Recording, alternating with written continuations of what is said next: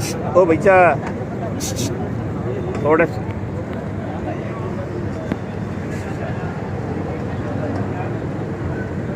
Sir आ जाएगा। सबसे पहले मैं अखिल भारतीय कांग्रेस कमेटी के हमारे सभी नेतागण, माननीय पूर्व UPA chairperson Akhil Bharatiya Congress committee की अध्यक्षा सोनिया गांधी जी, अखिल भारतीय कांग्रेस कमेटी के अध्यक्ष खड़गे साहब, माननीय राहुल गांधी जी, हमारे राजस्थान के प्रभारी रंधावा साहब, हमारे पाली के प्रभारी वीरेंद्र सिंह जी, हमारे राजस्थान के ही से प्रभारी वीरेंद्र सिंह जी के साथ निजाम मोहम्मद साहब, और राजस्थान प्रदेश कि हमारी एक ऐसी शख्सियत जिसको राजस्थान ही नहीं पूरे हिंदुस्तान में बहुत ही अदब और एहतराम के साथ, बहुत ही मान और सम्मान के साथ जिनकी सोच को माना जाता है, हमारे काबिल और बहुत ही यशस्वी मुख्यमंत्री माननीय अशोक जी गहलोत साहब, और राजस्थान प्रदेश के बहुत ही जुझारू, बहुत ही स्पष्टवादी और जो शब्दों की बंदिश के मास्टर है हमारे प्रदेश कांग्रेस कमेटी के अध्यक्ष आदरणीय गोविंद सिंह जी डोटासरा साहब, और सभी प्रदेश कांग्रेस के हमारे वरिष्ठ नेतागण और पाली जिले के हमारे सभी नेतागण जिनका मुझे हमेशा आशीर्वाद रहा है, सहयोग रहा है, और मुझे यहाँ तक पहुँचाने में कदम दर कदम मुझे बहुत सहयोग किया है। हर गली, हर मोड़, हर चौराहे पे मैं उनका बहुत एहसानमंद हूँ, शुक्रिया अदा करता हूँ। दोस्तों, ये जो वक्त है, ये जो लम्हे हैं, ये जो घड़ियाँ हैं, ये मेरी सोच में बहुत नाजुक है। आज जो स्टेज पे विराजमान है और सामने विराजमान है, ये सभी में से अगर कोई एक नाम मैं लेना चूक जाऊंगा तो मुझे मालूम है कि मेरा सफर कितना कठिन होगा। मैं जानता हूँ नीलम जी, इसलिए मैं सबसे माफ़ी चाहते हुए अगर किसी का भी नाम इसलिए नहीं ले रहा हूँ कि मेरे सब पूजनीय हैं, आदरणीय हैं, सम्मानीय हैं, काबिल एहतराम हैं, माननीय हैं, सम्मानीय हैं, मेरे से वरिष्ठ हैं, मेरे साथी हैं, मुझसे कम उम्र के भी मेरे बहुत सहयोग करता है। मैं सभी का बहुत आदर करता हूँ, और सभी, अब इसमें कोई छोटा बड़ा नहीं है, क्योंकि अजीज दर्द को पुनः अगर जिलाध्यक्ष बनाया है तो मैं आपको बहुत ईमानदारी के साथ, विश्वास के साथ कह रहा हूँ कि अजीज दर्द जिलाध्यक्ष निमित्त मात्र है, एक सिंबॉलिक है। मैं आप लोगों में, जितने भी लोग यहाँ बैठे हैं, आप लोगों में खुद को देखता हूँ, और मैं आप लोगों में जिंदा हूँ तो कांग्रेस का अध्यक्ष जिंदा है। मैं खुद कुछ नहीं हूँ, आप हो तो मैं हूँ, मैं अकेला क्या कर सकता हूँ। रमजान साहब, एक चना बाहर नहीं फोड़ सकता। अगर हमने कदम से कदम मिलाकर सब साथ चले तो सबका मान सम्मान बढ़ेगा, और फिर आप कह सकोगे कि एक आम कार्यकर्ता को अगर अखिल भारतीय कांग्रेस कमेटी, राजस्थान के मुख्यमंत्री जी और राजस्थान की प्रदेश कांग्रेस कमेटी ने इस सोच के साथ अगर पुनः स्थापित किया कि ये आदमी सबको साथ लेकर चलने में, जो खुद गम की दहलीज पर खड़ा रहता है और हमेशा मुस्कुराता रहता है, जो खुद हमेशा गम की दहलीज पे खड़ा रह के मुस्कुराता रहता है, क्योंकि उसके दिल में एक भाव होता है कि आज अगर ये मान लीजिए महावीर जी आए, प्रकाश जी आए, मोटू भाई आए, प्रवीण जी आए, अरुण जी आए, बशीर जी आए, कन्हैयालाल जी आए, या जो भी छपोला साहब आए, तो ये इनमें मैं खुद को ढूंढता हूँ कि मैं इनके अंदर हूँ कि नहीं हूँ, और ये मुझे अपने दिल में कितनी जगह देते हैं। जबकि मेरे दिल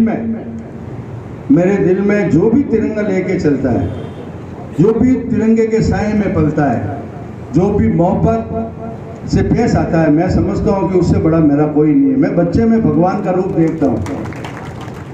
मैं बुजुर्गों का आदर करना बहुत अच्छी तरह जानता हूँ कि अगर जिसने बुजुर्गों का आदर नहीं किया, सम्मान नहीं किया, तो समझ लो आपका भी कोई सम्मान और आदर करने वाला फिर दुनिया में नहीं है।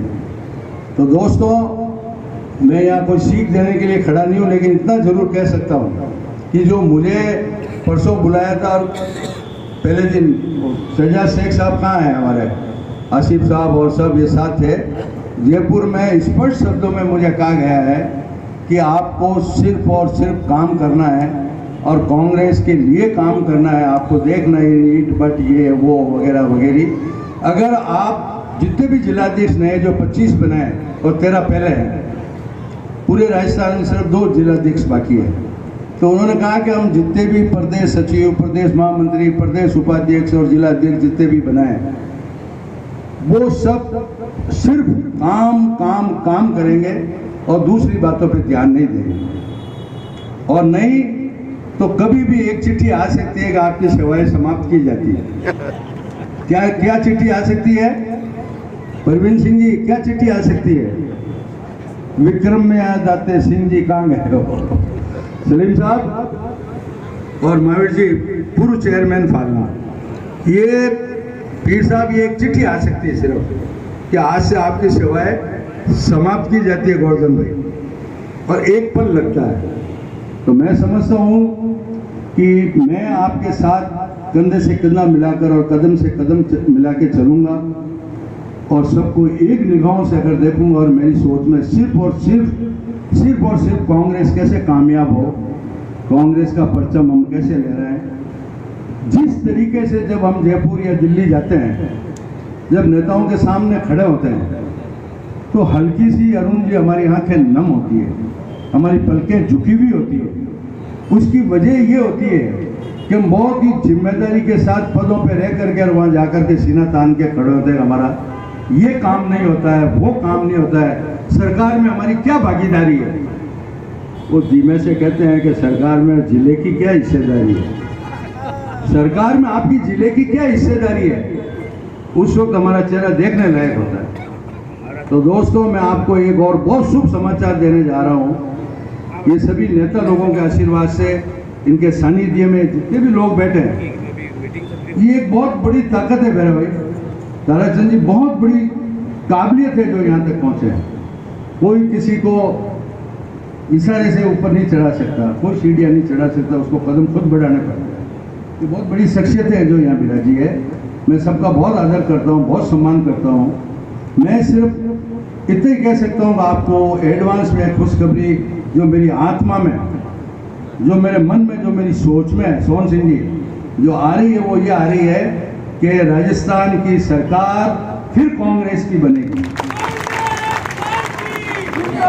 मोहन जी अटला साहब, अमीन साहब, फिर राजस्थान सरकार में राजस्थान में फिर कांग्रेस की सरकार बनेगी। और मैं आपसे हाथ जोड़ के निवेदन करता हूँ, और ये उम्मीद भी है मुझे और विश्वास भी है, ये मेरा आत्मविश्वास है कि हम लोग सब मिलजुल करके अगर चाहेंगे और सबकी एक सोच होगी कि राजस्थान में कांग्रेस की सरकार फिर से कैसे बने, तो उसके लिए हमें कदम से कदम मिला के चलना पड़ेगा। दोस्तों, हम लोग छोटी मोटी बातों को अगर दरगुजर नहीं करेंगे और आगे बढ़ के अगर हमारी सोच सिर्फ हमारी पार्टी की जो नीतियाँ हैं, आज अशोक जी गहलोत साहब ने मुझे बताइए कि जन्म से लेकर मृत्यु तक लोगों की सोच को, जो समाज के अंतिम छोर पे जो आदमी खड़ा है, जो हमारी लाइन का आखिरी छोर पे जो गरीब खड़ा है, उसको सोचकर जो योजनाएं बनाई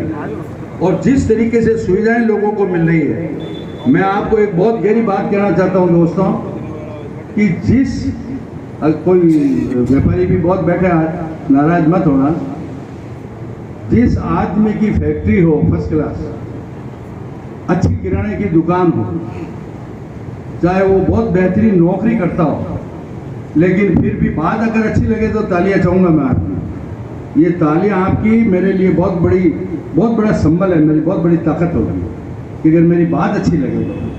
मुझे बताइए कि ये सब लोग क्या अपने माँ बाप को 1000 1500 रुपए महीना हाथ खर्ची का देते हैं क्या? कोई देते हैं या नहीं देते हैं?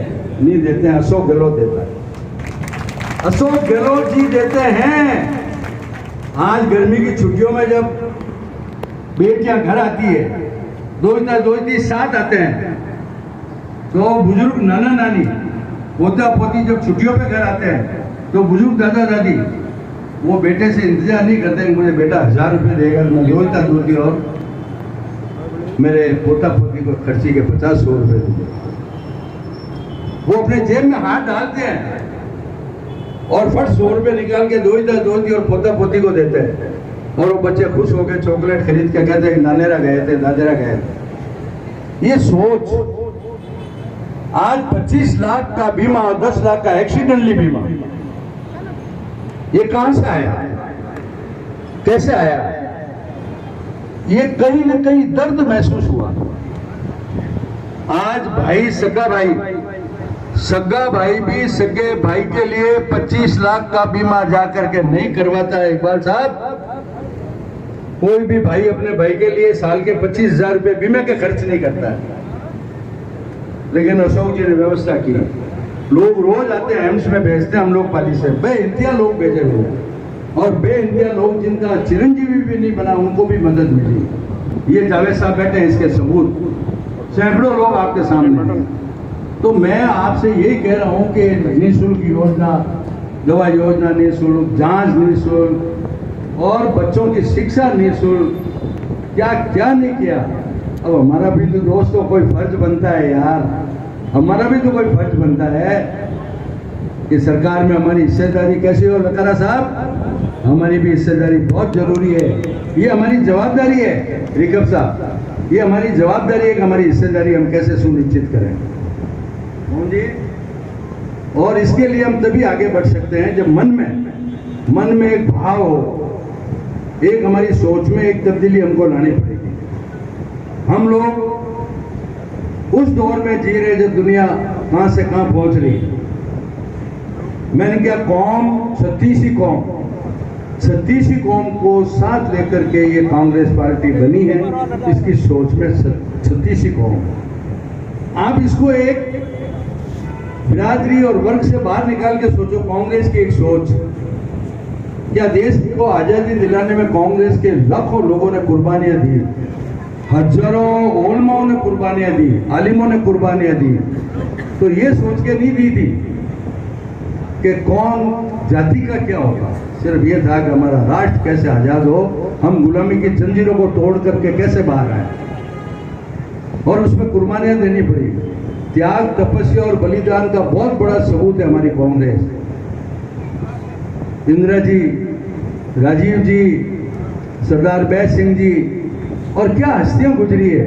जवाहरलाल जी नेहरू का जमाना देखो, हमसे कम वो 10 साल जेल में रहे होंगे। किसके लिए, क्या कमी थी उनके, लेकिन उनकी सोच थी कि देश आजाद हो गया तो आने वाली तमाम नस्लें हमारी खुल करके सांस ले सकेगी। आज जो बराबरी का दर्जा सबको है, कांग्रेस की देन है दोस्तों। हमें याद करना चाहिए वो गुजरा हुआ कल, वो गुजरा हुआ जमाना, कि आज बराबरी का दर्जा अगर किसी ने दिया है, यहां तक अगर किसी कोई कांग्रेस के अलावा कौन था जो इस देश को इस पोजीशन में ला करके खड़ा है। ये मजबूती, ये हमारी एकता, ये जो एक सूत्रधार में हम सभी 36 कौम के लोग पिरोए हुए हैं, ये कांग्रेस की देन है।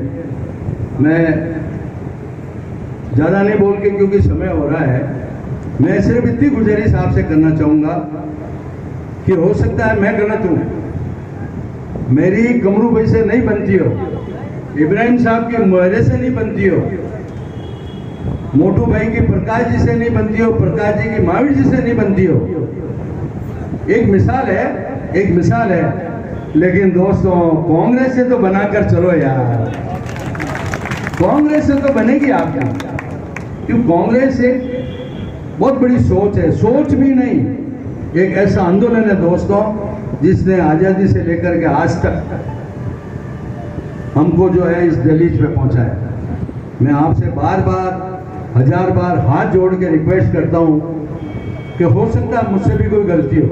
ये जो बैनर बनाया ना हमने, इसमें हमने तमाम चीजें समझाने की कोशिश की, जिसमें ये सभी रिकब्सा वगैरह वगैरह, और हमने जयपुर में भी बताया। उसके बावजूद भी इसमें हो सकता हमसे चूक हुई है। कोशिशें करने वाले से चूक होती है, गलती उसी से होती है जो काम करता है। जो काम ही नहीं करता वो सिर्फ गलतियां निकालता। तो इसलिए अगर मुझसे कोई गलती हो, जिंदगी में कोई चूक हो, तो आपको लगता है कि यहाँ एक कदम भी गलत जा रहा है, तो आपका हक बनता है कि आप उसी वक्त पीछे से मेरी चोटी खींचो और पकड़ लो, रुक जा बाबा, बाबा कहाँ जा रहा है, ये कांग्रेस के हित का कदम नहीं है। तो फिर जब तुम्हें इतना अधिकार और हक पार्टी ने दिया है, मैं दे रहा हूं। मैंने आपको पहले कहा, बात शुरू होने से पहले, कि अजीज दर सिर्फ सिंबॉलिक है, प्रतीक एक निमित्त मात्र है, निमित्त। और मैं चाहता हूं कि हम लोग सब जिलाध्यक्ष बनकर के, अगर हमारी सोच में मैं जिलाध्यक्ष हूं तो हमारी पूरे जिले की कामयाबी को कोई नहीं रोक सकता। अब इस बात पे मायूसी क्यों है? इस बात पे तो जोरदार ताली होनी चाहिए थी। अब आप मायूसी खत्म करो। जब मैंने आपको कहा कि जो दर्द की दहलीज पे खड़ा होकर दिन भर मुस्कुराता है, तो बात समझ ही नहीं पा रहे हो यार। आपको एक कदम बाहर आना पड़ेगा कांग्रेस के लिए, भाईचारे के साथ, सद्भाव के साथ, मोहब्बत के साथ, अपनेपन के साथ। आप जब सबको बाहों में बाहें डाल के आगे बढ़ोगे दोस्तों, और नफरत के बाजार में जो मोहब्बत की दुकान खोलोगे, तो मेरा